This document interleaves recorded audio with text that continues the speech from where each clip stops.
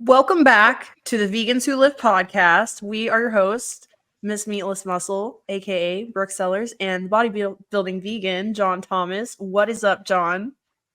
What's up, dude? I like how we put our Instagram handles as who we are, and then our actual birth names are our AKAs. But I mean, to be fair, I think more people know me as the bodybuilding vegan than they do as John Thomas. But Yeah, I had a client sign up with me and pay me, and she was like, "I never got your name.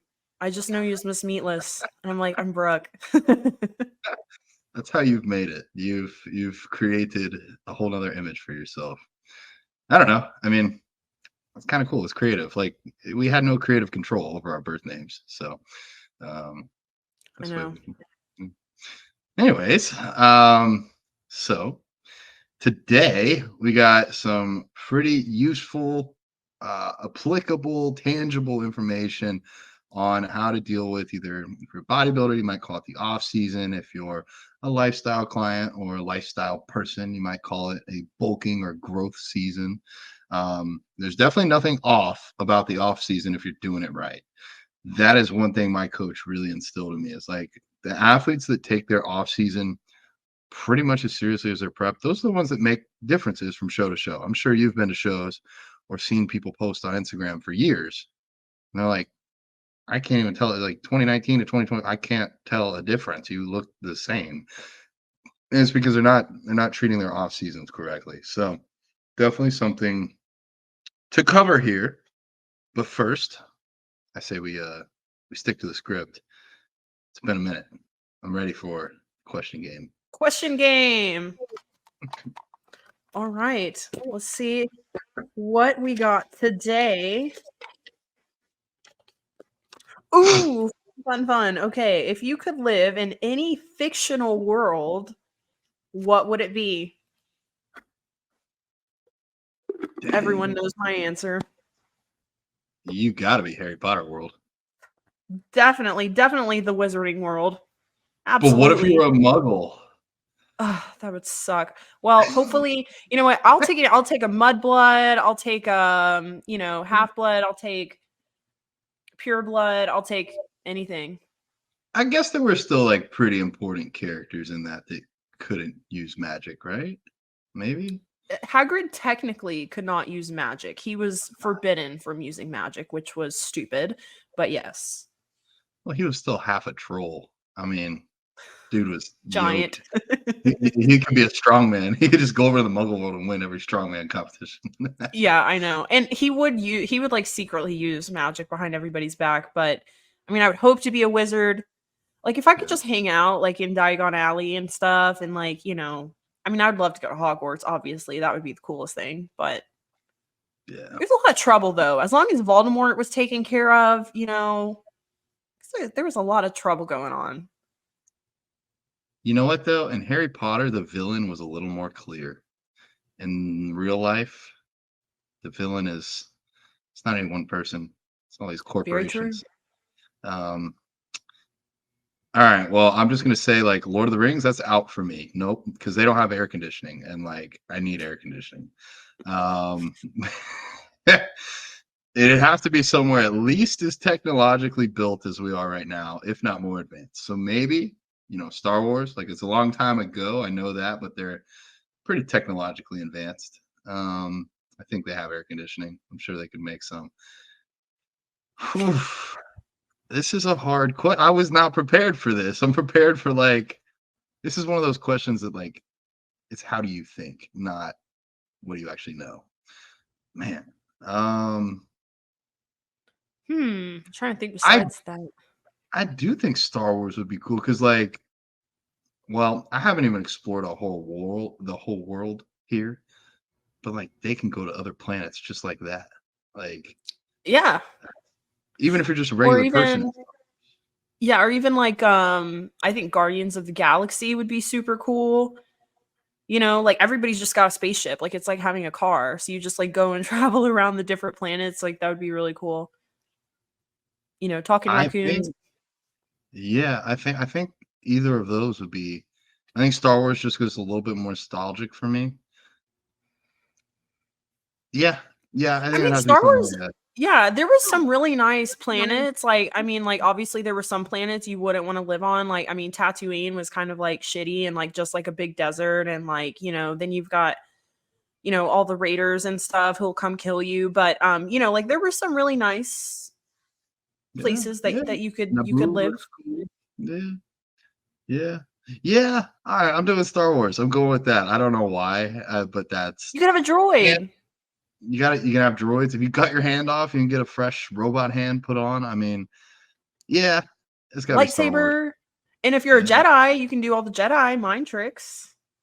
might even find a cute alien if you're single. There's all sorts of Might things even out find a there. cute alien. Your best friend could be a Wookiee. That would be There pretty you dope. go. If Am you I need Han Solo? anybody, yeah, if you No, need anybody's head ripped off, you got somebody. just got to master the Force. All right. Been trying to lift weights my whole life, but really, I just need to use my mind. Seriously. Well, Allie and I started watching that. We got through episode 4 and 5. I still need to get her to watch 6, so that'll be next. Maybe we'll do the prequels. I'm not gonna lie. 7, 8, and 9 are not my favorites. They're just Yeah. not. I don't know. I hate to be a downer, but like I feel like they could have done better. But that's just me. Yeah, it's hard with Star Wars because like and like even like the new ones, although I think they did a good job for a few of them. Like I don't know if you saw Rogue One. I was really Oh, Rogue impressed, One is good. Yeah. very impressed with that one. I was like, oh yeah, like they're gonna have a good series. And even like The Force Awakens, like I really liked Kylo Ren, honestly. I thought he was a good villain. But they kind of lost me with that new Han Solo movie they came out. To be honest, I didn't even make it like 20 minutes into the movie. So, it just was not it was not good to me. That shows how different we are. Cause like that was like I liked that one more than 7, 8, or 9. No I don't know way. why. Then again, I've only seen it once. Maybe I went in with really high expectations. Like Star Wars was such a cornerstone of my childhood and like time with my dad, where I was like, "Oh, episode 7 is gonna be amazing," and then like it was probably okay or solid, and I was like, "Well, it fell short." Whereas with Han Solo, I was like, "This is gonna be stupid," and then I actually enjoyed myself. So I don't know. I don't remember all of it. It's been a minute, but Did you like yeah. The Mandalorian? Mandalorian was decent. I feel I like thought it it was took pretty a good. while. I think I got to 2 or 3 seasons deep. I don't know if there's more.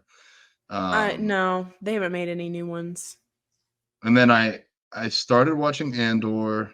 That was good, but it was so far since I had seen Rogue One last that I missed some things. And then I think there's the Ashoka. I don't I know. haven't seen that one. I I've have had heard so it's many people, yeah, people say it's really good. honestly, I'm trying to swing a business trip to Disney with Allie because I haven't been in forever, and like go try some vegan food there, and also just go around all the Star Wars stuff because I haven't been since they added the Star Wars stuff. Me either. I'm dying to go. I want to go so bad with Steve because he hasn't been to Disney, and so I really want to go. And the vegan food there is really really impressive. The Maybe Mickey pretzels are vegan, and Dole I'm Whip. gonna kill some pretzels, dude. Oh my Dude, I will god. get so fat at Disney, and I will have no shame. And I will We'll just probably buy a lightsaber. we'll use some plant medicine. We'll wander around for 5 hours before the hunger kicks in. We'll have 30,000 steps, and then we can eat. Look, the Well, then, great thing about going to these parks when you're an adult is you have credit cards and you can buy whatever you want. Because I used to go to the Wizarding World of Harry Potter, and they're like, no, you can get a cloak, or you can get a wand, or you can get an owl. And I'm like, fuck it. I'm getting everything here. I'm getting the Gryffindor shirt. I'm gonna get all of the candy. I'm gonna get a butterbeer. I'm gonna walk around. Literally, I walk around with the robe, the wand. If fuck it, I get all the. I mean, I get as many wands. I'm like, I'm gonna get Sirius Black's wand, Ron's wand, like you know. So if I'm going to Star Wars World, I'm throwing down. I'm getting the lightsaber. I don't even know. I don't even. They probably have awesome merch though, so that's what I'm there for sure.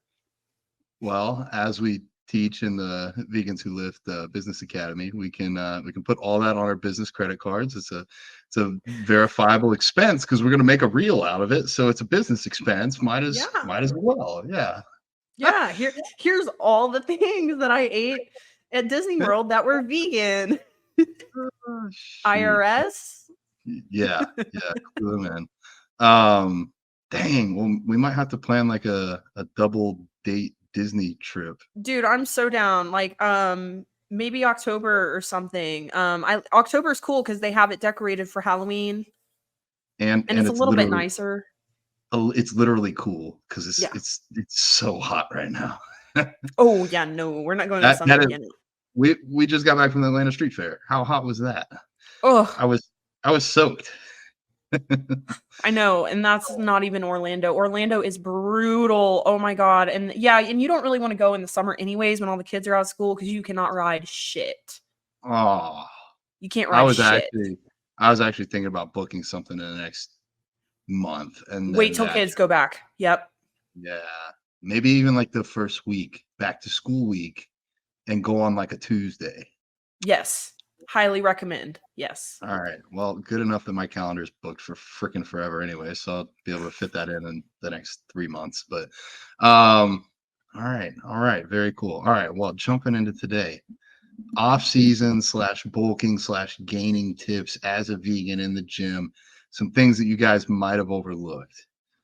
Let's hop right in. Do you have one for you to start with? Well, I also just wanted to mention if you are a competitor, sometimes off season isn't even about, gaining and building. For me, my off season wasn't. And for a lot of people, off season is not necessarily about building. So my feedback was do not touch anything except for your upper glutes. So for me, I couldn't go, eat a bunch of food and train really hard. I had to be very mindful about my training. But regardless, my off season was more so about my health, and I'm seeing that quite often in the bodybuilding community. Not a lot of people talk about it, so I want to be one of the people who talks about it. Is going through a health phase after a show, a long period of competing, where you get your gut health in check, you get your hormones in check, um, and whatever else needs to be taken care of so that you can compete again. Because if your body's not functioning properly on the inside, it's not going to perform well and get that stage leak. It's not going to peak properly when you want it to. So it's very important to take an off season where you get healthy. If you're not really where you should be physiologically, take that time and then you can go compete again. So off seasons are just going to be different for everybody. I know for you, it's pretty much always like you got to put on muscle. And then for me, it's like I got to be careful not to put on too much muscle, but I can talk about that too, like in how I changed my training. Yeah, I think we can cover it from two angles. We can cover it from, a division limited athlete, like your bikini. So you're limited on how big you can get, whereas I'm open bodybuilding, the bigger, the better. Then we also probably have listeners that are in like classic physique, or if you're a men's physique pro, those classes have weight limits. Do the women? I don't think women have any weight limits. It's just height, and then subjective guidelines. Right. Yeah. So it's, your guidelines, your balance, but yeah, you pretty much have no weight cap. So it's just basically fitting the criteria. So what I will say, should have probably covered this on the cutting one. Like, you don't need to change up your training a lot when you're in prep. Like, you shouldn't do doing sets of 8. Now you're doing sets of 20 to burn more calories. And it's kind of the same thing when you're bulking. Like, you can grow doing sets of 20. You get on a hack squat and you press all the way to. It's more about finding failure. Whether you want to find failure at 8 reps or 20 reps, you got to find failure. That'll help. That'll help you with your training. Just because you're in the off season doesn't mean you want to just drastically increase your volume. I got a lot of clients saying like, "Oh, I had one guy like, hey, I'm just not feeling this in my triceps. I don't feel triceps at all. I think we should do a lot more volume." And I'm like, we should actually find a way to make sure you're training and contracting and squeezing and working the muscle group and doing it efficiently and effectively, as opposed to just like throwing boatloads of volume your way. Um, so yeah, training doesn't change that much. You're just hopefully going to be seeing, like at least for me or from a client that's in a bulking phase, like trying to add mass, we're looking for performance increases, and not just by any means necessary, keeping your form consistent and finding ways to get stronger and train harder without throwing form out the window and without just blindly adding a bunch of volume. But so for you, how would, or for a competitor that's maybe like you, that's in a weight limited class that needs to bring up a specific muscle group, what changes would you make for your training, or did you make? Yeah, so I think I'm in a unique situation, but I'm sure there's probably other people listening who may relate to this. But I mean, I would say most people, even if you're a bikini athlete, you probably need to bring up everything. I'm just in a very unique position where I pretty much have everything. My last show, I lost a lot of my glutes, and that's just part of bodybuilding. You sometimes you diet down too much, you over cardio, and you lose muscle. So that's what happened to me.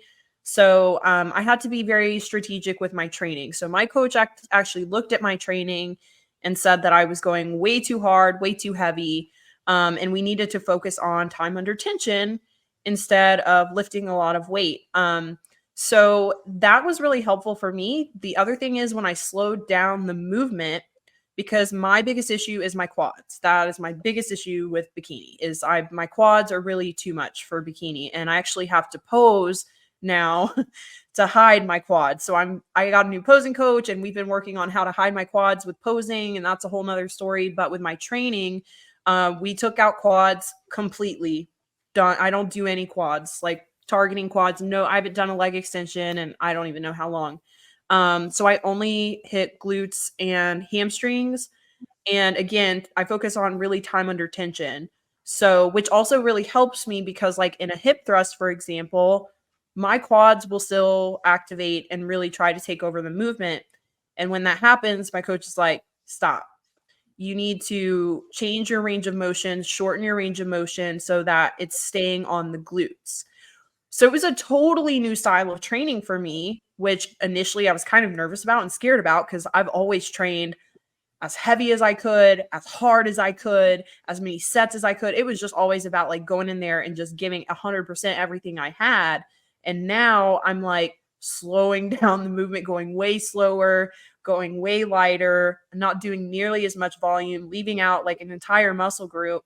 So I was really nervous about it, but it worked and my shape has completely changed. And I really enjoy the workouts now. Honestly, my joints don't get as beat up, my low back doesn't get beat up.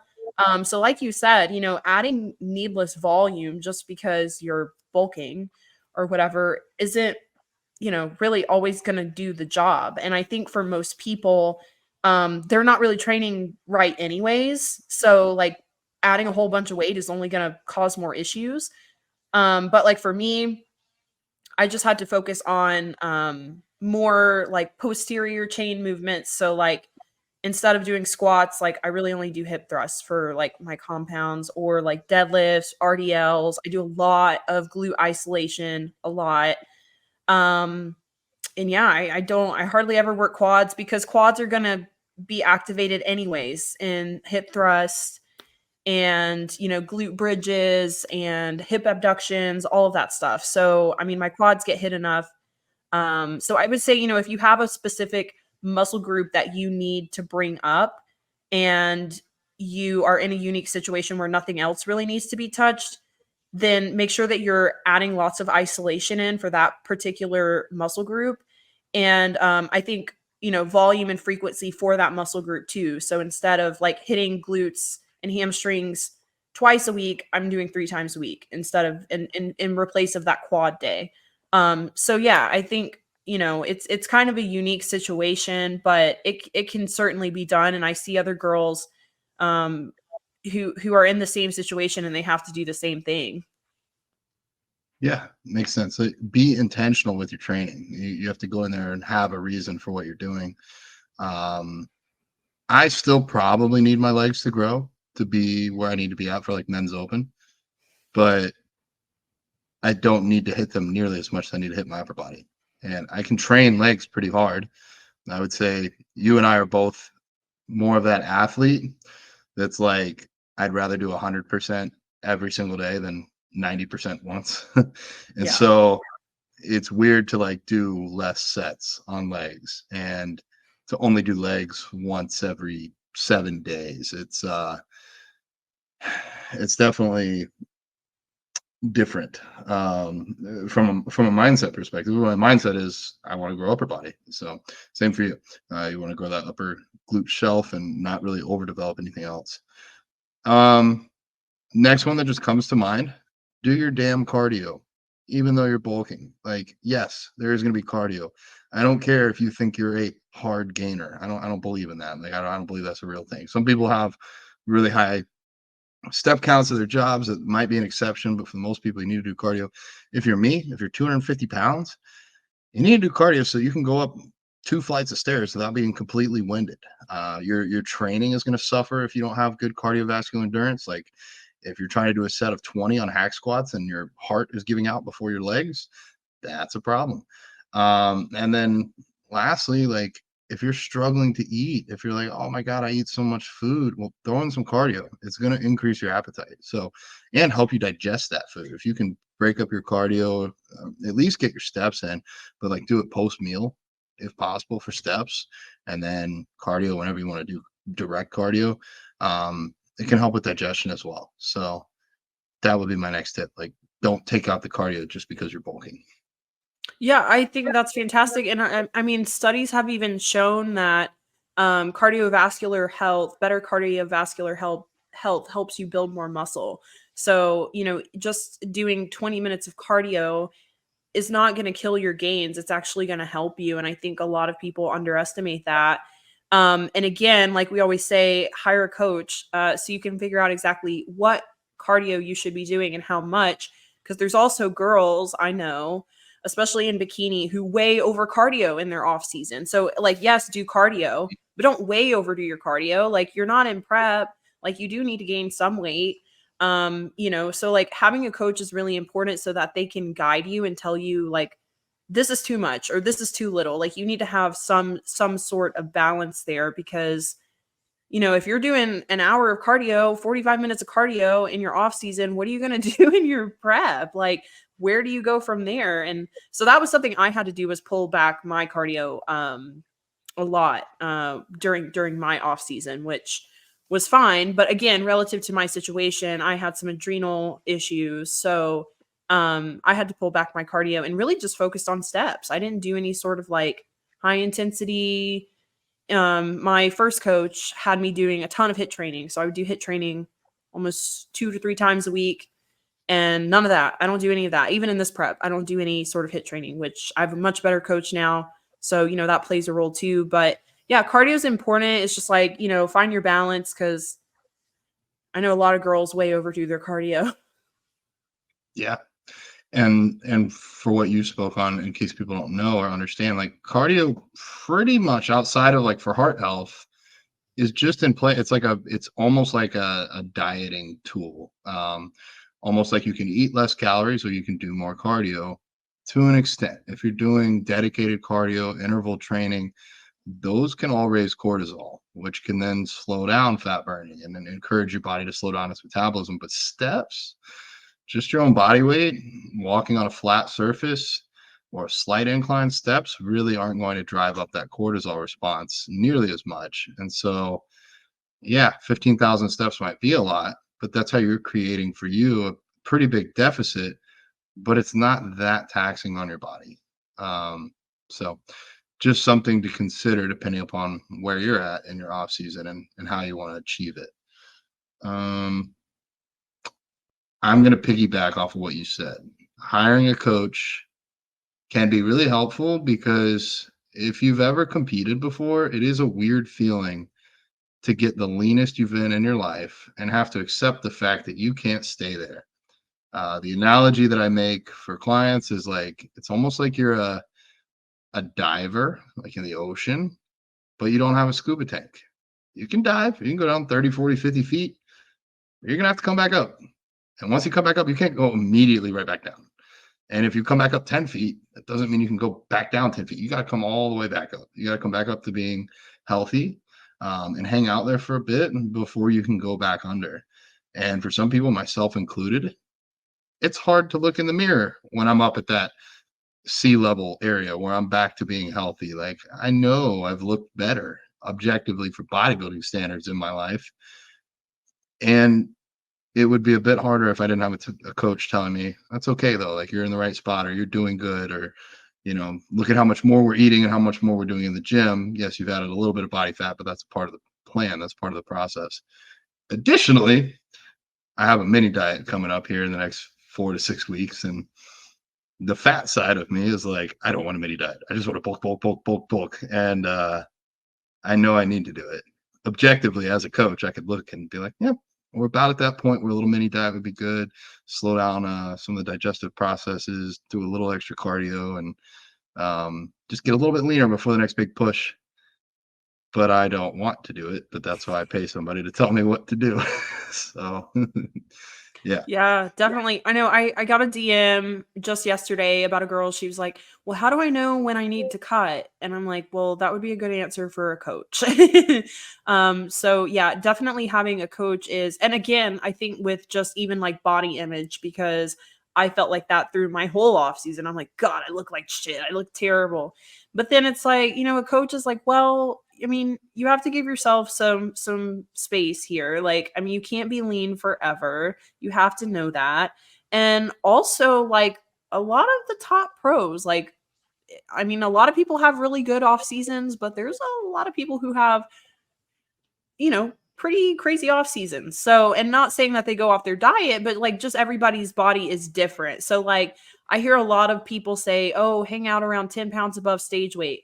That's not everybody. And it's kind of helpful when a coach tells you that. Like, coach is like, look, I have Olympians who are 20, 25 pounds above stage weight in their off season. Like, it is what it is. Everybody's different. Someone is going to be more inclined to hold body fat, and then someone else is going to be more inclined to lose muscle. Like, it just, everyone's different. And I've even seen, I think it's nice that now more and more people are being a little bit more open about their off season. Like, I saw Marissa Andrews share her before and after and her off season, and she gained a lot of weight, and she was just saying, like, food is my biggest struggle with bodybuilding. Like, that is the hardest part for me, and it is really hard for me to not rebound like crazy after a show. I just eat everything. But I really appreciate the honesty there, because it just shows you that, like, these are people too, and like bodybuilding is a tough sport. Like, it's hard not to just diet down for so many weeks and then not enjoy food and not go out with your friends and do all the things that you haven't been able to do. But then again, having a coach can help you there, where your coach is like, hey, no, you're in a good spot. You're really not as bad off as you think you are, versus like, hey, you really got to dial it in. Like, it's getting a little bit out of hand. And they're coming from a good place. Like, they're not just giving you a hard time, because, I feel like sometimes people see you at the gym and they're like, even at my gym, like, there was this lady who I was like a week out. She's like, it would be great if you could just maintain this. And I'm like, it would be great, but that's not ever going to happen. Like, it's not how this works, but a coach knows. They know their shit. So they can tell you, like, hey, you've gone off the deep end. We got to reel it in a little bit. Or like, hey, you're not so bad. You're in a good spot. So, don't be so hard on yourself. I agree 100%. It takes the guesswork out and the mental anguish out. That's why, even though I've been coaching for almost 4 years now, I've had a coach for 5. It makes it easier for me. I don't want to sit here and second guess myself all day long, because I will do that. I've done that in the past. I know what it's like to be self-coached. Next tip, kind of the opposite of our last episode, trying to find foods for bulk. A lot of vegans have problems here because they're like, "Ooh, I need to eat like whole foods, plant-based, and be super duper healthy, and I'm gonna have a kale salad with a green smoothie for breakfast, and like this giant quinoa bowl with all the veggies raw, of course, because raw is better." And I'm like, now we're sitting at 150 grams of fiber a day, and you live in the bathroom. This is not a good look. I really try to help people here as best I can for free. But at the end of the day, it helps to work with them and know exactly what they're eating. But finding those more nutrient dense foods doesn't necessarily have to mean it's junk food, but like avocados, even dark chocolate for fats. I mean, any nuts or nut butters will really be good for fats. Then for carbs, I love white rice. That's going to be a big staple, and a lot of people will be like, "Oh, brown rice is better, or oats are better, quinoa is better." It's like, go eat 500 grams of carbs worth of anything like quinoa or brown rice or oats, and tell me how your stomach feels. If you haven't done it, you don't know. So if you're struggling to get your food in, white rice or white rice alternatives is going to be the best thing for carbs. So cream of rice, rice noodles, rice cakes, rice pasta, any of those can be huge. And then for protein, everybody seems to be different here. Even this week alone, I've had some people be like, tofu's not feeling great. I'm getting digestive issues. Another person's like, sig race is wonderful. Another person, sig race, I can't tolerate. I fart too much. I'm like, man, there's like no rhyme or reason here. Same thing with protein powders. Some work great for some people, not for. So like for proteins, you got to do a little bit of self experimentation. Once you find what works, stick with it. Rotate through a few different ones throughout the day. Um, but yeah, it's like almost the opposite of cutting. You need to find foods that are a bit more nutrient dense. For me, I even succumb to this too. Like I want to have veggies at every meal and eat a lot of them, like 200 grams of cooked spinach, or half a pound of green bean. And then I'm like, do I really need to be doing that 6 meals a day? And I've cut down my vegetable intake, which freaks me out in one way, but in the other, it's like I'm digesting this better. I feel better. Maybe I didn't need as many veggies as I've been prescribing myself. So um yeah, things that vegans might run into when bulking right there. Yeah, I definitely feel like this is something I run into with people on the internet all the time, and it's kind of frustrating to me because I feel like the Whole Foods camp, and look, no hate, if that works for you, awesome. But I feel like a lot of those people kind of shame and put down people who eat anything that is not a whole food. Even if like 80% of my day is whole foods, they will give me shit for having a little bit of protein powder or having some tofu. And I do understand that it's kind of like the people are really passionate about it because I know a lot of people get great results. Like they have, less chronic issues and all sorts of different things. But look, as somebody who went through a very like horrific GI issue and disorder, I had IBS and I had SIBO. I would have been in the hospital if I was doing Whole Foods. I like period. Period. And I did that for a long time. I'm like, why am I so sick? Like I eat so healthy. But it's because it's a lot of fiber. If you have a sensitive GI system, if you have something like SIBO or you have gut dysbiosis or you have leaky gut or you have IBS, some sort of digestive issue, you may not be able to do all whole foods. And I'm just talking 100% whole foods. You should try to do as many whole foods as you can, and that's what I do now. But not everyone can do the whole foods plant-based diet, like period. But it's hard with with these people, this camp of people, because all they think is, nope, this is the best diet in the world. All your issues, all your problems would be fixed if you would just eat whole foods and not eat a single processed food. Like they just believe like this is the end all be all.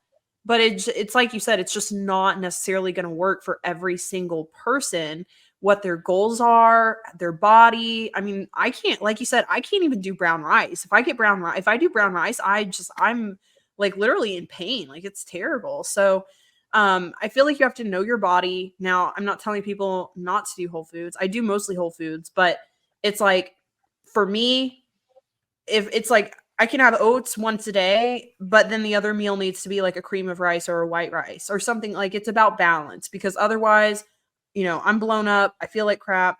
My GI is not happy. So, it's difficult with the Whole Foods people because they're just so passionate, which is good, about their nutrition and what they're doing. But I really wish they would not at least give other people a hard time who can't follow Whole Foods, you know? Well, I think about it like this. Show me anybody that follows a whole foods plant-based diet that's 240, 250, 260 pounds of muscle. True. I've never seen one. Never seen a raw vegan that size. So for bodybuilding, it's out. Now, if I could prescribe a singular diet to the entirety of the United States to try and curb our obesity epidemic, whole foods plant-based, sure. Because you could do like Brooke, like, well, maybe not depending upon your gut, but like if you're only needing 1600, 1800, maybe 2000 calories a day, you could probably do that whole foods plant-based if you pick the right foods and fruits and nuts and stuff, and it wouldn't be too much fiber, too hard on you. But if you're an athlete, you typically, other than in prep situations, need more than that. You need more protein than that, and so do most other athletes. So what I would say, build your base. Whatever your base is a day, I'm going to get 5 veggies or 500 grams of veggies, whatever it is. I'm going to get this much fruits, this much healthy fats. And that's how I do my diet and how I do the diet for my clients. Like that foundation is in there year round. Then if they're in prep or in a cut, I add a little bit more to fill in the gaps. If they're in a bulk, we add in a lot more. And it's usually going to be things like white rice that just have no negative health repercussions. They also don't necessarily have a whole bunch of like health positives either. Like oats or potatoes are going to have more potassium, more vitamins and minerals, but if you're getting 6,000 calories a day, you don't need that much more. Yeah. So I mean, a little bit of self-experimentation.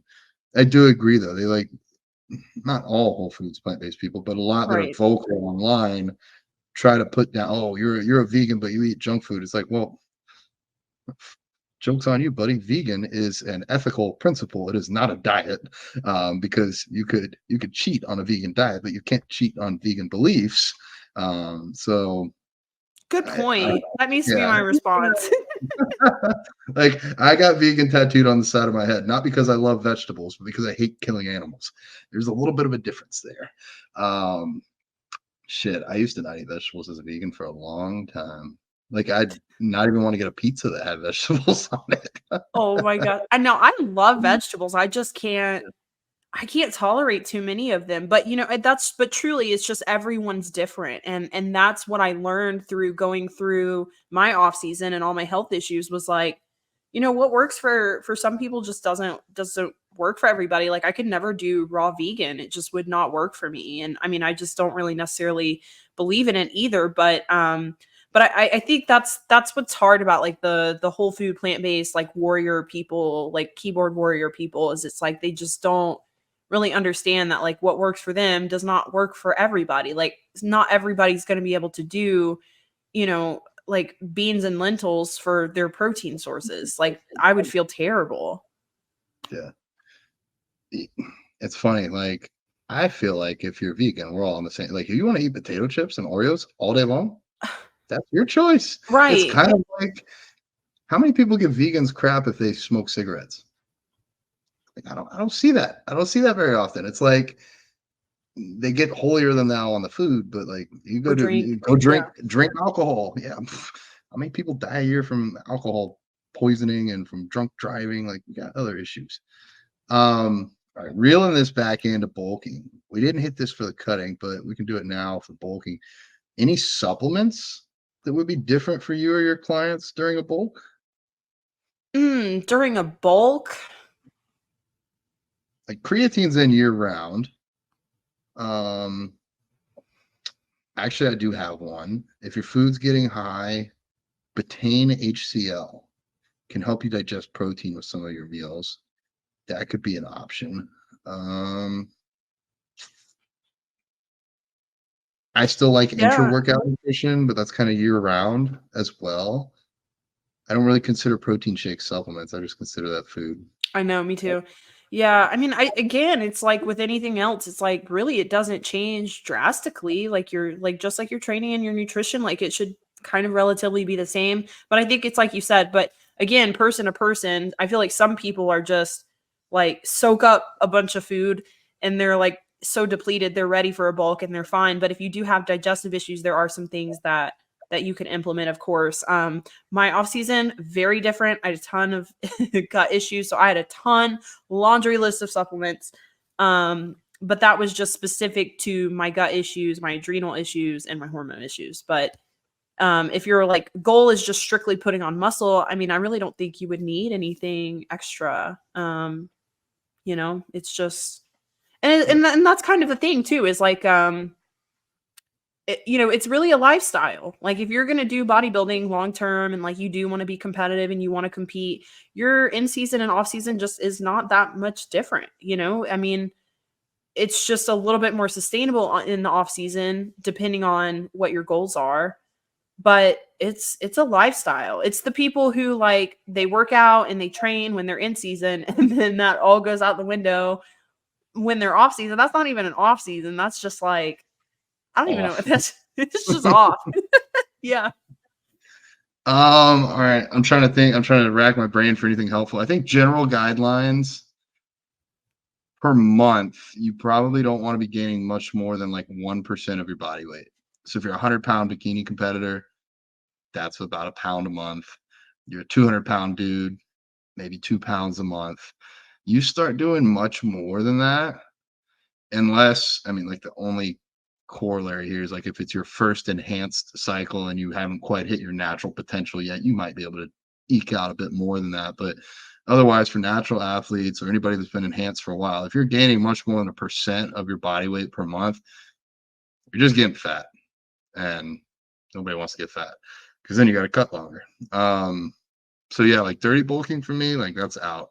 What I have noticed is for me, my set point has kind of dropped over the years. Like I almost say like every time I hit 240, it's been a better 240. Because I hit 240 back in like 2019, then I cut, and then I went bulked back above it. And next time I look better and better and better and better.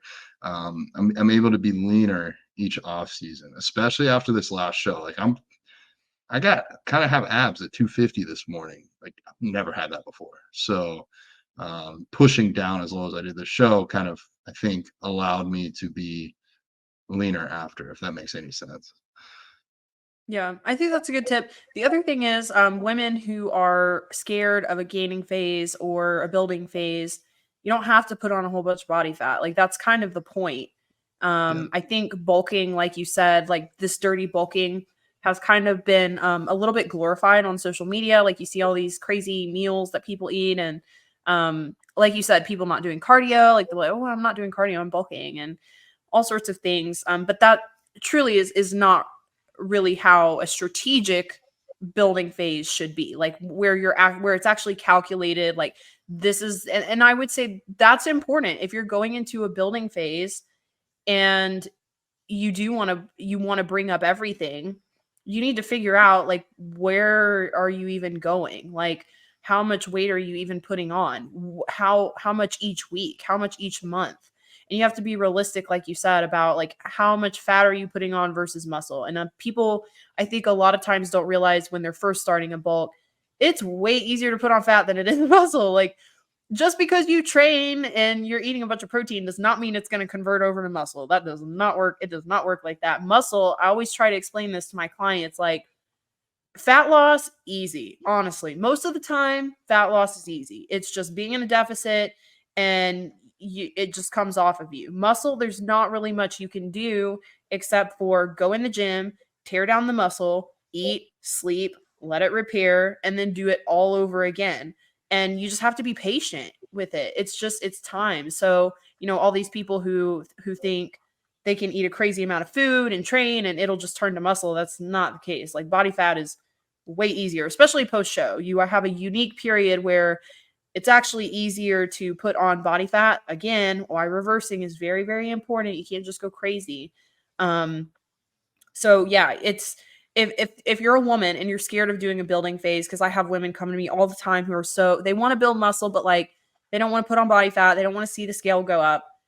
You don't have to put on a whole bunch of body fat. And in fact, most women, I feel like, can really main gain, hang out around maintenance or slightly above, like a slight surplus. You don't have to be in like a crazy 500-600 calorie surplus to build muscle. It's, you know, again, glorified on social media and other platforms, but there's a strategic way that you go about it so that you're mostly putting on muscle. And then when you are ready for fat loss, it's relatively easy to get that fat off.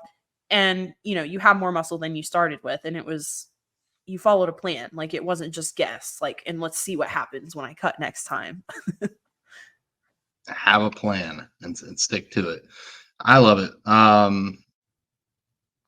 Yeah, I think you pretty much nailed it there. I have a whole lot else to contribute. If you're whole foods plant-based and you're worried about trying it a different way, get the app like Chronometer. You can plug in all your foods and make sure you're not having a nutritional deficiency. And probably everybody should do this from time to time, unless you just inherently know exactly what you're eating and what you're getting. And then from there, I guess this could be included. Blood work. Blood work's great to get in the off season as well as in prep, but in the off season especially, like I just had a client submit his, and his D3 was a little bit low. So I double checked with him to see how much D3 he's actually doing. It was actually about half of what we're supposed to be at. So I'm going to raise his D3 to where it should be. And then his B12 came back off the charts because he had a B12 supplement and a B complex supplement. I'm like, we could probably just leave that B12 out because you don't need to be off the charts. It doesn't really hurt. Like B12, it's not going to get stored up in your systems. It's a water soluble vitamin, so you pee it out. That's why if you take a lot of B vitamins, you'll see your urine turn yellow or even almost like orange or green. But blood work can really help you nail down any nutrient deficiencies if you think you have any. So, yeah, use the off season to get healthy. If you're a competitor or anybody else, like that's your time to kind of grow and heal before pushing back into a prep. Yeah, Yeah. I guess mini diets, that can also be a thing. I would say like anything under 8 weeks could be considered a mini diet. If you're doing your bulk and things get a little out of hand, rein it back in for 6 to 8 weeks and then go back into your bulk. Aside of that, that's all I got. Yeah, I definitely would second getting blood work in your off season because so many people get blood work just during their prep, and typically your blood work is going to be shit during your prep. So it is good to see like where your baseline is when you're actually fueling and eating properly. And you want to see your numbers improve. You want to see them go up. Well, depending on what they are. But yeah, I mean, definitely, I think staying on top of blood work regularly is really important, and it just gives you a good idea of where your body hangs out when you're not starving and overtraining. Yeah. I encourage all my clients to get blood work. Do you directly facilitate that for yours as well if they need it? If they need it, I strongly, strongly push them to get it. Typically, I just have people start out and I see how they respond. If something's weird, if something's off, then I'll have them run blood work. Or if they already have blood work, I'll have them submit it. But yeah, I send them through Life Extension. I don't have you heard of Life Extension? The supplement company? Yeah. Or oh, cool. Yeah. Yeah, so they do lab requisites and they just send it to your email and then you can go to any lab core, and that's how I do mine too because it's like super affordable, and you can also like choose different ones like like if you just wanted T3. Like I just needed TPO actually, TPO antibodies and ATA, so I just had that done. I just bought 2 of them. It was like $56 and just went and had that done. So it's a really good resource. I hate going to the All right. doctor too. Yeah, if you guys need blood work and you don't have insurance, you don't have a doctor, you don't need it. Reach out to broker. I offer that for any of my clients, and I do some one-on-one consults if people need that as well. So no reason not to get it done, and it's usually not that expensive. I don't think I've had anybody pay more than $300, and that included like everything for thyroid, blood health across the board, vitamins, minerals. So yeah, super helpful stuff. I just saw Sean left a comment, Death Star planet killer.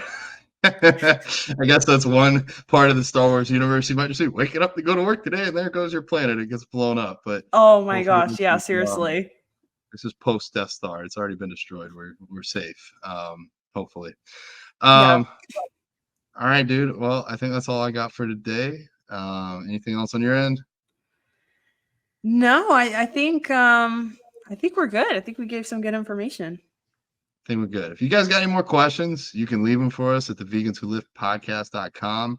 This has been another episode brought to you by Brooke Sellers and John Thomas, aka Miss Meatless Muscle and the Bodybuilding Vegan.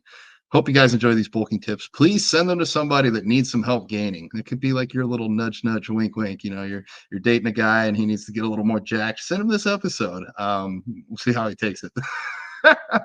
And with that, I hope y'all have the best day ever. We'll see y'all next time. Take care.